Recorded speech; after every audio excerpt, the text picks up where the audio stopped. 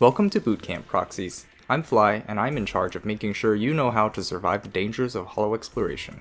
The hollows won't be kind to you, and neither will I. Are you ready? Too bad, I'm starting anyway. Today we're going over the fundamentals of agent combat actions. Pay close attention, because it might be boring now, but everything you do in the hollows starts here. Altogether, the abilities of an agent are referred to as their kit. Let's discuss the main parts of a kit.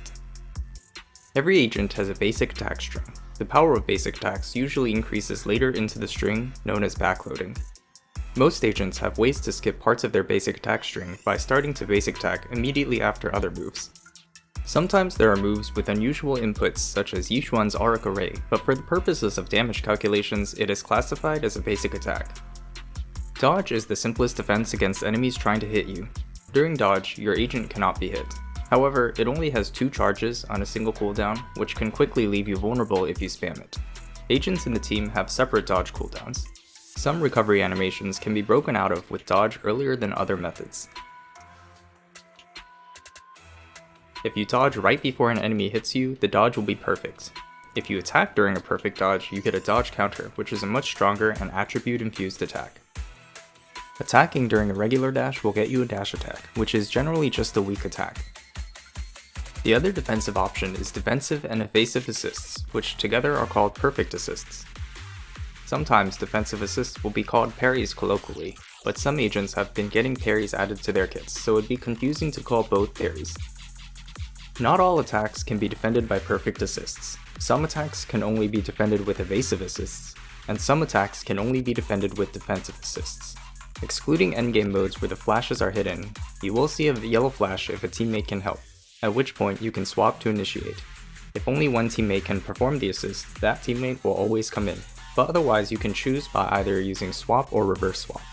Defensive assists have strong days but are often slow. Evasive assists offer less days but cause enemies to slow down using Vital View. Note that Vital View does not slow down the clock, so frame data is still important. You must have at least one assist point to use the defensive assist, visualized around your swap icon.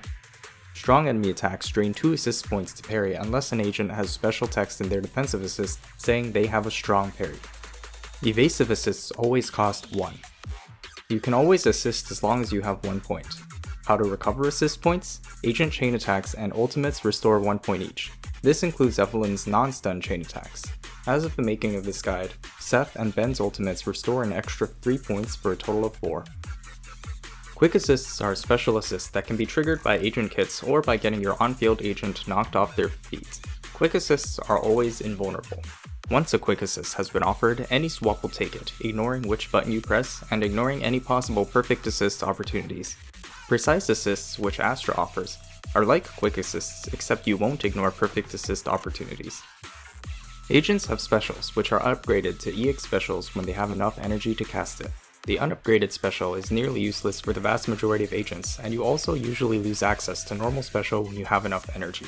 Speaking of energy, whenever the team is in combat, agents generate energy based on their energy regen stat. When hitting enemies with certain moves in their kit, they will also gain energy. These moves usually include basic attacks, dash attacks, dodge counters, and quick assists. Energy regeneration rate is a multiplier on the energy regen stat and the amount of energy gained from hitting the enemy. Flat sources of energy are added afterwards. Finally, we have Chain and Ult, the simplest part. Chains can be triggered on stunned enemies under certain conditions which I will go over shortly. Ultimates can be cast when an agent has enough decibels, which is 3000 by default. Now let's go over a few more mechanics that aren't part of agent kits. Attributes or elements simply affect damage, days, and anomaly by 20%. I already have a video covering Anomaly, but the short version is that agent moves fill an anomaly bar and based on the element causes special debuffs when the bar is filled. The amount of bar filled is affected by attribute weaknesses and resistance, which means anomaly agents care more about weaknesses due to losing both damage and application rate. Swapping between units seems dead simple, but is one of the most important and surprisingly deep parts of Zenless Zone Zero. First of all, I would recommend getting comfortable with both normal and reverse swap. It can save you time and give you more control over who is performing assists. In Zenless, characters will finish actions even when you swap off. Some actions require constant input to maintain, such as Corrin and Bernice's EX specials, and will end when swapped. Some moves come with extra animations that must be completed before the agent leaves the field. Until an agent leaves the field, they cannot be manually swapped to again or be used for perfect assists. Agents also don't become invulnerable just because you swap. If they would normally be vulnerable, they will remain that way. This is especially noticeable against hard-hitting enemies. Successfully performing a perfect assist, however, will grant the whole team invulnerability. If you try to perform an assist when you don't have the correct assist available, the flash will be red instead and the incoming agent will perform a perfect dodge instead, but your agents are still protected. Stunnable enemies have a daze bar below their HP bar, representing the percentage of their daze bar which you have filled. Enemies differ in how much daze they take before getting stunned, how long they stay stunned, and their base stun multiplier.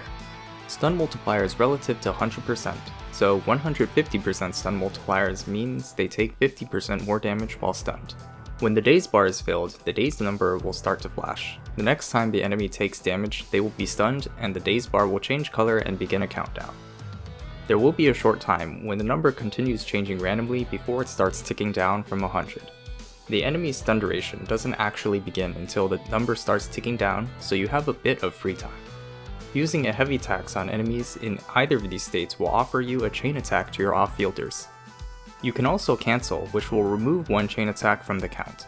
Normal, elite, and boss enemies can be chained 1, 2, and 3 times respectively.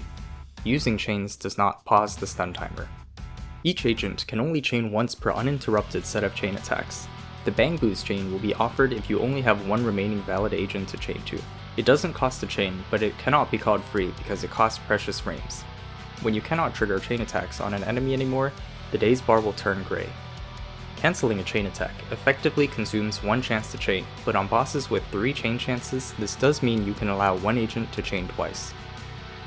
Almost all attacks in character kits grant decibels. The notable exceptions to this are ultimates and, as of 1.6, attacks classified as aftershocks. There is also a set of non-kit unique sources of decibels.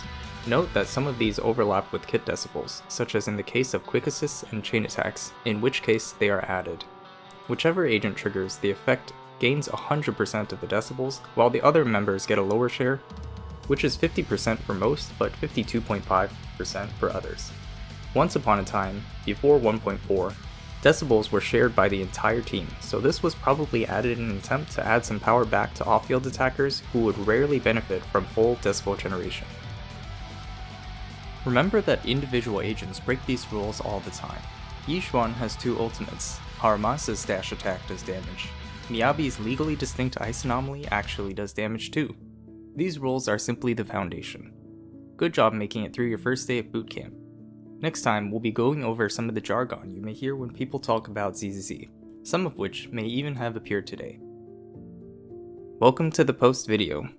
If you've been here before, you probably noticed that this is a departure from the old agent guides.